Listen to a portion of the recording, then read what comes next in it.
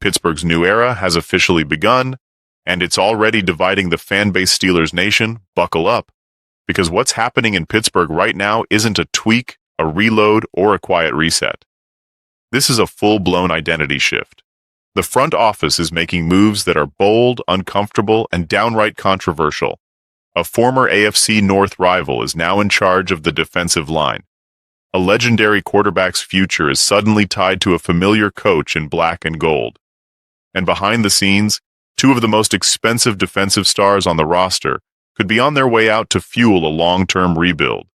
This is the most dramatic stretch of Steelers football we've seen in decades, and every decision from here on out is going to define the next era of the franchise. Let's walk through it all. A chilling hire for old-school fans. A necessary one for the future. The first major shockwave came with the announcement of Damatapico as the Steelers' new defensive line coach. That move officially ends the tenure of Carl Dunar, who held the role for 8 seasons and had been part of the Steelers' fabric since being drafted by the team back in 1990. For many fans, Dunar represented continuity, toughness, and loyalty, values this organization has always prided itself on. But continuity can turn into complacency. The new regime, led by Mike McCarthy, clearly believed the defensive front had plateaued.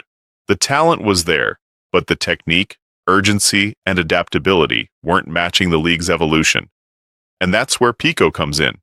Pico isn't just a new coach, he's a statement. He spent 11 years battling in the AFC North trenches, most famously with the Cincinnati Bengals. He knows exactly how brutal this division is because he lived it. He fought through it snap after snap, season after season.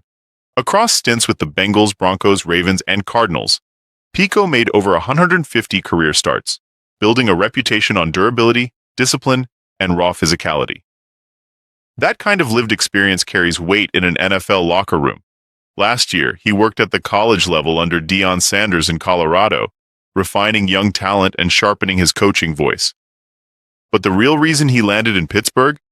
His time as a defensive assistant with the Cowboys in 2024, under Mike McCarthy.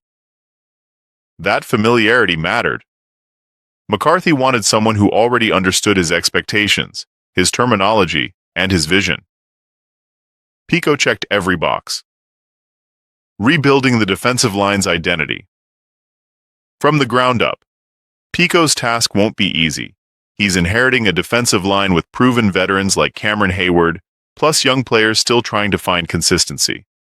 The goal isn't just effort, it's precision.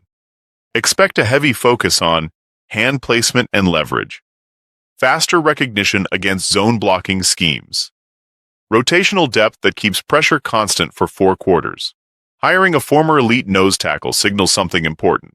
Pittsburgh wants to reclaim dominance up the middle, stop the run, collapse the pocket, force quarterbacks into bad decisions. This isn't about flash, it's about violence with purpose. And it also sends a message across the roster. No role is safe just because of history. Performance and alignment with McCarthy's vision now come first. Brett Favre speaks, and Aaron Rodgers' future suddenly feels very real. While the coaching shakeup grabbed headlines, the quarterback conversation just exploded. Brett Favre, one of the most influential voices tied to Aaron Rodgers, finally broke his silence. And when he didn't hedge. Favre openly said the Steelers make the most sense if Rodgers decides to continue his career. According to Favre, Rodgers' future isn't about talent, it's about desire. The arm, the intelligence, the instincts are still there. What matters is whether Rodgers still wants to endure the pressure, the criticism, and the grind of chasing greatness late in his career. What really set alarms ringing in Pittsburgh was Favre's emphasis on Mike McCarthy. That relationship, forged in Green Bay, is being viewed as the ultimate stabilizer. Rodgers knows McCarthy's system inside and out. McCarthy knows exactly how to protect Rodgers' weaknesses while maximizing his strengths. And given the alternatives, the logic becomes impossible to ignore. Why Rodgers might be the only real option. Right now, look around the league. The upcoming free agent quarterback market is barren. The 2026 draft doesn't project a plug-and-play franchise quarterback ready to satisfy Pittsburgh's sky-high expectations. That leaves the Steelers at a crossroads. Keeping Rodgers under McCarthy isn't just nostalgia, it's strategy. It buys time. It keeps the team competitive. And it prevents the franchise from spiraling into irrelevance while waiting for the perfect future QB, who may not even exist yet. Favre doubled down, saying Pittsburgh's elite defense and familiar coaching structure could give Rodgers his best chance to end his career on a high note. This isn't about rebuilding overnight. It's about bridging eras without burning everything to the ground. Offensive coordinator search, continuity versus experience. McCarthy's coaching staff puzzle is almost complete, and the offensive coordinator decision may be the most important piece. Two names remain firmly in the mix. Scott Tolian, 38, is generating serious internal momentum. A former backup to Rodgers in Green Bay, Tolian speaks the same football language as both Rodgers and McCarthy. He rose quickly through the Cowboys staff under McCarthy and later helped develop quarterbacks in New Orleans. The appeal is obvious. Instant chemistry, no learning curve, no wasted reps. Installing an offense becomes dramatically easier when the QB, head coach, and coordinator all share the same foundation. On the other side is Brian Angelikio, a respected veteran coach with deep experience working with tight ends and building physical, middle-of-the-field offenses.